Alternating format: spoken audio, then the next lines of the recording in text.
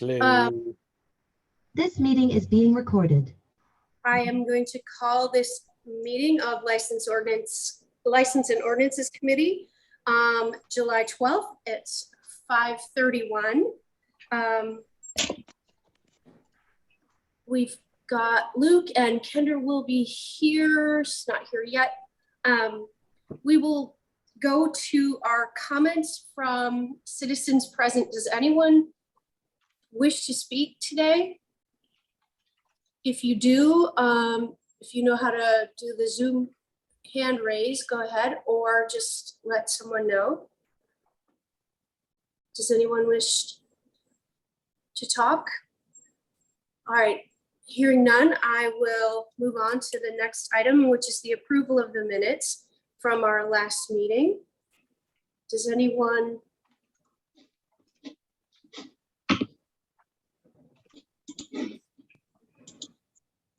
I will move approval on the minutes from last meeting. I'll second that. All in favor? Aye. Aye. Motion passes. So then on to the licenses and permits. Number one, application for an outdoor amplified sound permit by Tom Wilson for the Middleton Police Department, 7341 Donna Drive, for sound system, DJ, and announcements, 4:30 to 7:30 p.m., August 3rd, 2022, for National Night Out.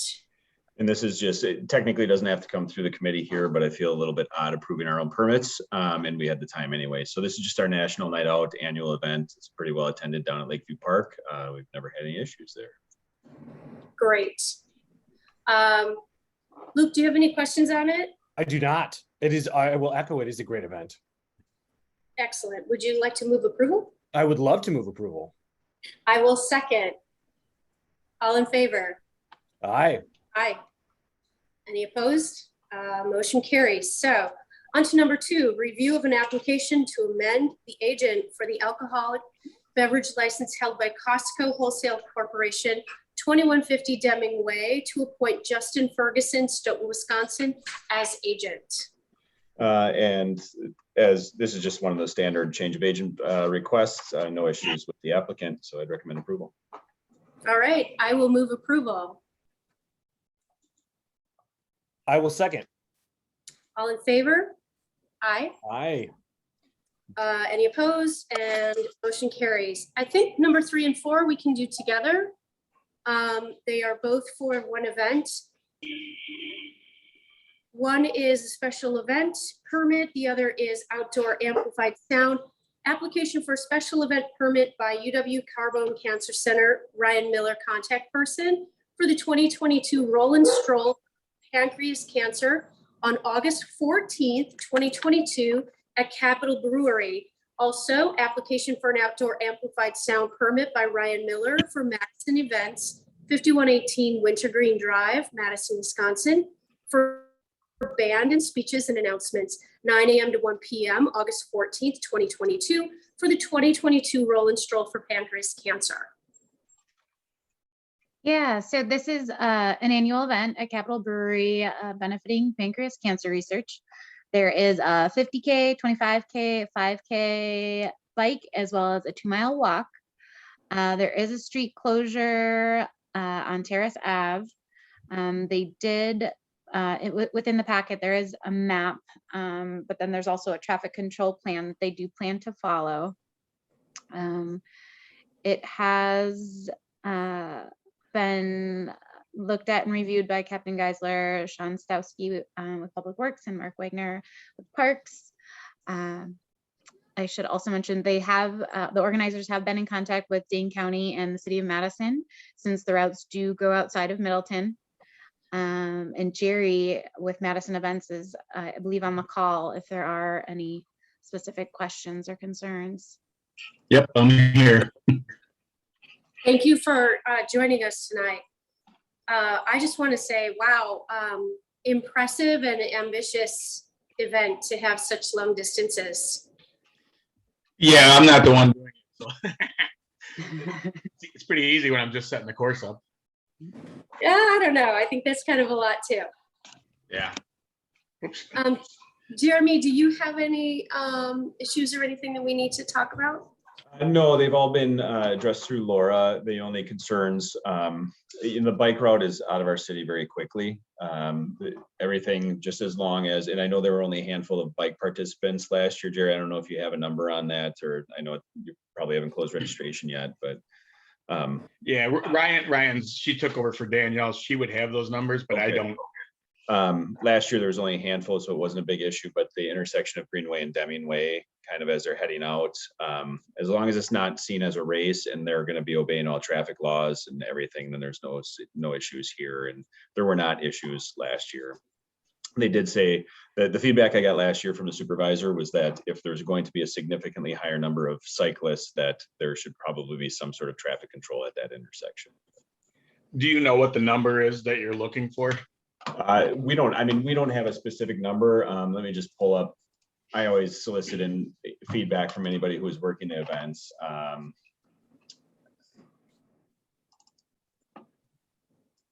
on a second here.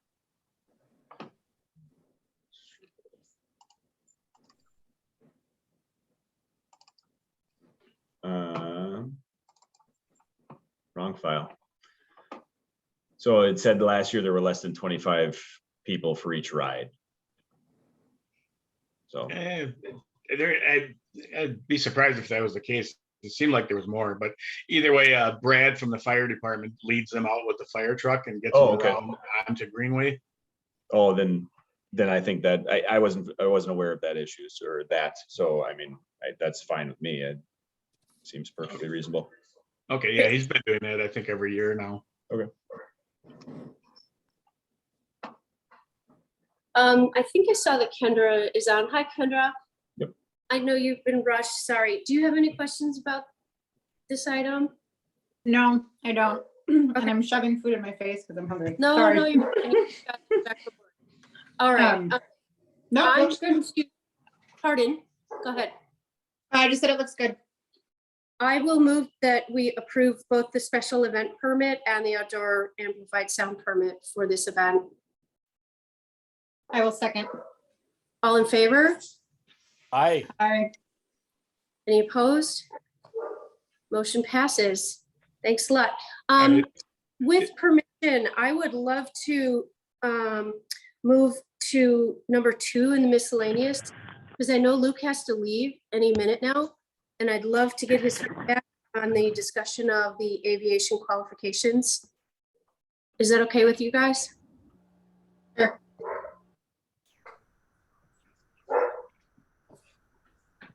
Did I skip ahead too quickly, guys, or we're good with all the other permits? Okay.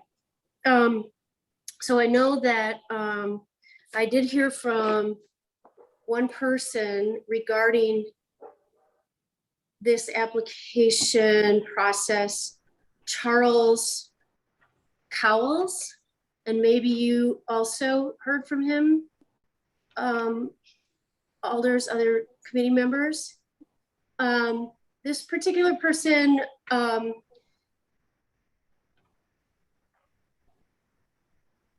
applied for the airport commission, but was denied because he doesn't live in the city of Middleton.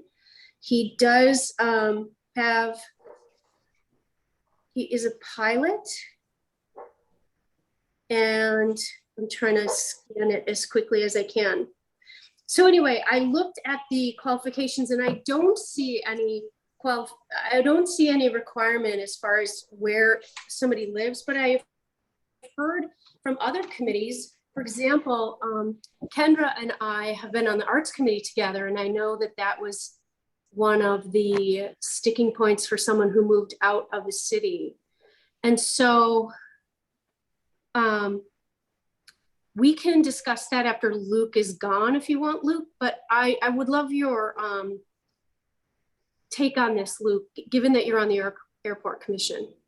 You bet. So I actually, and this is Albert, I actually have been working with Mark Obitz to rewrite the part of the, in order to do that. And I'm looking for the email that I sent.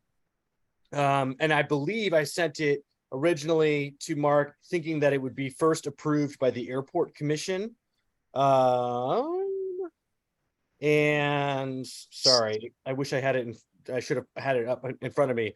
But the gist of it is that we worked a little bit of it. Right now there's a said that it has to have 2 alders mandated, and I changed that to 1 for sure, but with the opportunity to do 2. And then came up, ordinance. Let's see if I can find this. We kicked around the idea of having some like, hey, you got to have like a positive view of, the airport or etc. And to me, that was very squishy. And so I always felt like what we should do. Okay, here we go. I should have forwarded this to the group, and so I said it consists of 7 members. And these are my recommendations that I submitted to Mark Opitz. At least 1 member of which is an alderperson from the district in which the airport is located, District 5. At least 5 members would be citizen members. A majority of the citizen members must be full-time residents of the city of Middleton. How many? A majority. Majority. Yep. And it says commissioner appointees must be committed to meeting the needs of the airport without unduly affecting property and persons located near the airport. I actually looked at a number of other ordinances for municipal airports in other communities, and that is a recurring language in there. So I basically just copied and pasted it. And then all commissioners must be willing to familiarize themselves with and abide by FAA and Bureau of Aeronautics rules and regulations. And then, so that's it. So I think my 2 cents is I think it could absolutely use further clarification. I'm not opposed to having 2 alder people on it, but it doesn't necessarily have to be. And as long as we have a majority, I think, of the city within the city of Middleton, that still allows for flexibility in case we have folks that are aviation experts, et cetera. And then last but not least, I think the most recent round of mayoral appointments showed that the council will still have a significant say in who gets appointed to that. And therefore will amongst itself be able to delineate whether or not someone is truly operating in the best interest of the airport. So that was a lot, but hopefully that helps. That's why we deferred last time. Yeah. For you. And what I'll do is I'll copy that, put that in a little bit of the chat here also. So there's I can write it out. Okay. Matt, do you have anything to add or comment? No, I guess I'd appreciate, seeing kind of the language you drafted out, and particularly where the changes are going to, possibly be made in the airport commission ordinance. I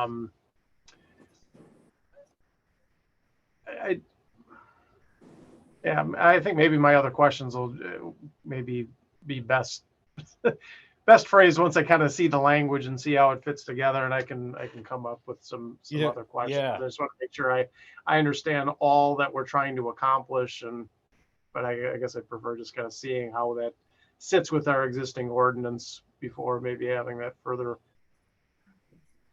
Matt, I'm gonna send it to you right now in terms of the document itself. And apologies, I sent it to Brian Gatto thinking that and I should have followed up to ensure that it got sent out to everybody. That's okay.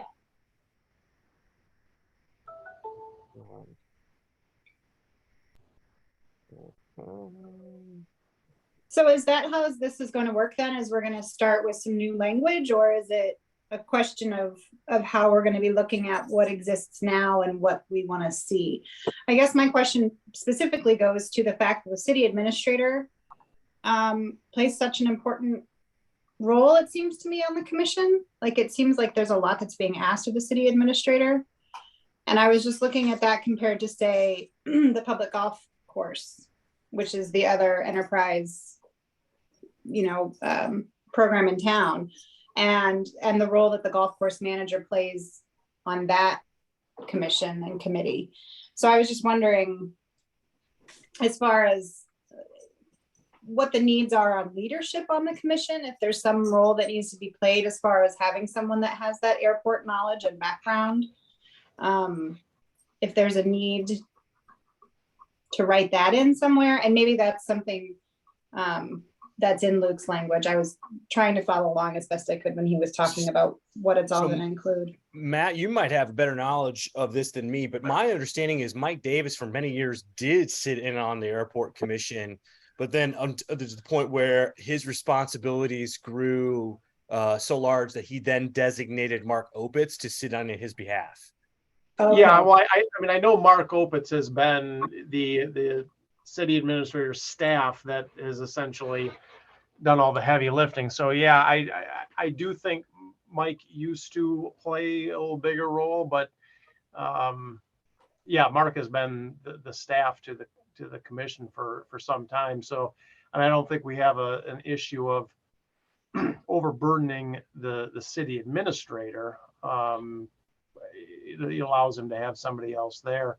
Just one of the things I was just kind of curious about was the degree to which this was primarily an issue of, trying to open this up and getting or being able to have non-city residents versus, some of this other language about concern for the airport. Yeah, so couple of thoughts there, which is we kicked around the idea of having, a geographic limitation of must live within X miles of the airport. Some of the airport, I think some of the initial suggestion was like must have a positive view of the airport or et cetera.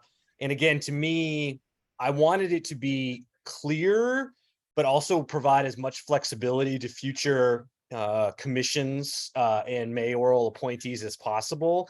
That I believe that since it is a city of Middleton asset, having a majority of Middletonians, city of Middletonians as citizen members, coupled with the alder person who represents the district and potentially an additional alder.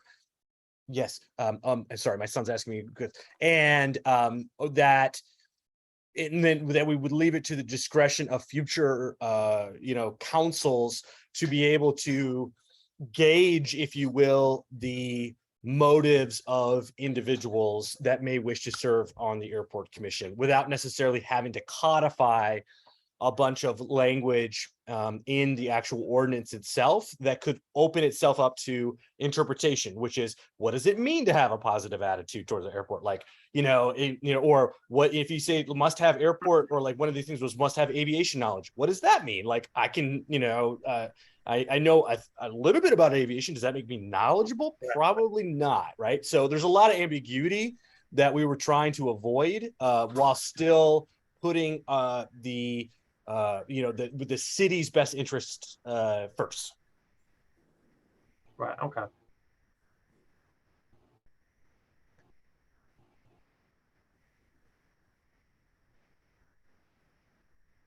Yeah. So, I mean, I don't know how much more discussion you want. I mean, we can sit and members to understand more. I guess from my perspective, once we've kind of had all the ideas behind this, I mean, I guess I would recommend, bringing this back next time. Give me a chance to look through the language, maybe contact Luke and Mark if I've got some follow-up questions or suggestions, and work with them to maybe come back with a draft that's a little bit more of a concrete proposal for L&O to take a look at. Great. Do we need to have a motion to bring this back to the next meeting since it's a discussion item? No, as long as I've got kind of the consensus from the group that that's what you want me to do. Yeah, I don't think any action needs to be taken. Sound good to you guys? Yeah, and I think please note that by no means is this meant to be the final say. This is merely me looking at a recognition that perhaps the current language was insufficient, looking at what other communities did, trying to weigh the sense of meeting immediate needs, but also having ultimate flexibility. But if folks have a better idea or better suggestions, I am all ears. Great. Sounds good. Do you have a couple minutes to do the next discussion item for us, Luke? Yes. Okay. Kendra, before we move on, you good if we move on? Yeah, I just want to clarify. So for the airport commission, we're only looking at changing section 1 of the ordinance. We're not looking at any other parts of that ordinance to clarify. Correct. We're just looking at the membership. Correct. Okay, thank you. Great. Okay, now our discussion on fee for a special event permit. I'm not sure what this is. This was something that I had suggested last time because I was interested in the fees that were collected after the permits were requested. Let me just pull up one here if I can really quick. So going back and forth between. Yes, hi, I know. Stop. For instance, the request for a special permit is what, $100 fee? Is that correct? Am I right? Do I have that right? Yes, it is Okay. $100 for the And special then event permit. subsequent to that, for any other permits that you would want for sound or street closure or anything else is an additional amount of money on top of that $100 fee, correct? My Correct. question specifically, I guess, was what that $100 is for. Does it, because of the amount of time that is taken to identify all the other permits that are going to be required and coordinating all that work? I was just wondering if that initial permit, since there are so many events that require so many subsequent permits that also require fees, it just seemed like that first permit being so expensive seemed a little overkill. So I was just interested in learning more about what that goes towards and how that works and what exactly happens there. And I can kind of speak to it a little bit. I don't deal with any of the fees. The police department has nothing to do with that. But I think Matt had kind of alluded to this in the last meeting, saying, I guess for this event that was reviewed today, the roll and stroll, you had, I'm assuming what the purpose is to cover staff time for costs of reviewing events like this. So, I mean, if you throw my time, Laura's time, Sean Stowski's time, Mark Wagner's time on a bigger event such as this, that could involve, I mean, Laura probably puts in the most amount of time coordinating these events. Me on a larger event, if you exclude Good Neighbor Fest, because that's the anomaly here, I might put an hour or two, maybe more into it. I can guarantee that any significant event, probably up to and including the roll and stroll, is well in excess of the $100 of staff time just invested in it. But Laura, you can speak to it because I know you spend a lot more time coordinating that stuff. Yeah, I mean, I think you were spot on. I think it's just to cover staff time. I mean, that the fees themselves, they're all processed through City Hall. So they're just, they go to a line item. I mean, each of them kind of has their own line item, whether it's, outdoor amplified sounds or if it's a temp fee. So where they go after their process, I do not know. But yes, I would say, unfortunately, they do take up a decent amount of time. Okay. Even so, I understand for an event like the ones that were on our agenda today, that's huge. That's obviously a huge coordinated event. I'm just wondering for some of the smaller events that still require that sort of fee, for a block party, the one that we had a couple weeks ago on, I believe it's Terrace Avenue over sort of by off of Century. Just considering the fact that, that was $100 for a local one block street closure, that they still had to pay the $100 for the street closure fee on top of that. I just think that for some of these smaller community events, it just seems to add up pretty quickly. But I understand that there is a lot of staff time behind it. I just was curious as to what those fees were for. And just to kind of respond, there was the Amherst Road Block Party was one that was recently. Yes. And not that it didn't involve a lot of my time. It probably certainly involved a lot more of Laura's time, but then Sean Stowski gets involved and says, well, we have to have an official detour and it has to be marked and all of that stuff too, and coordinating with any of the, I guess, fire department, EMS and whatnot. So there's some time in there. But yeah, I'm not going to say it's going to reach the $100 threshold because I don't know how much time Laura has into it, but it certainly wasn't huge impact on my time. I just thought those would fall under things like the traffic control plan and the $100 fee for, those sort of permits. So I just thought those fell under different, but if those are following under this special use permit fee, then. Yeah, and actually, I think Sean Stowski kind of goes above and beyond sometimes too, in providing, he'll actually come up with a traffic plan because most of these event coordinators, especially if it's a one-time event, do not do one. So like, the woman who applied for the Amherst Road closure doesn't know how to handle that type of thing. So Sean actually drew that one up for him. I think there was just another event. Actually, it was this one, wasn't it, Laura? The Terrace Ave. Luckily there's kind of a template for anybody who wants to close the Terrace Ave area. So he was able to provide that, which is super helpful because like Geisler says, it's kind of out of a lot of people's wheelhouse when they're like, oh, you want a traffic control plan? Like, what does that consist of? What do you need to see? So that is very helpful. But yeah, and I agree with the block parties. It does add up quickly because there's a special event permit fee. And then on top of that, if you're closing a road, it's $100. So you're already looking at $200 just to do that. And then if you need any barricade rentals, there's that. If you want amplified sound, there's another $50. So yeah, it's not inexpensive, especially for just, a neighborhood association, if they even have one. Exactly. Yeah. Yeah, I mean, so there may be ways. I mean, right now we do have a lot of these separate fees just because not every special event requires the additional stuff. So having these separated out is helpful so that you're only paying if you're, doing these additional things. But yeah, is there, for instance, a way to maybe further gradate the street closure such that, the closing of one residential block that's not a major thoroughfare or something, if there's a way to determine how to define that versus a much larger event, lower the fee for the smaller ones and maybe increase the fee for the ones that really are a bigger burden, may be a way to sort of more fairly distribute the cost while still recovering the city's costs. But we'd have to sit back and look and figure out whether there's sensible ways to say and categorize different types of events to know how to do that. But I mean, it's an idea.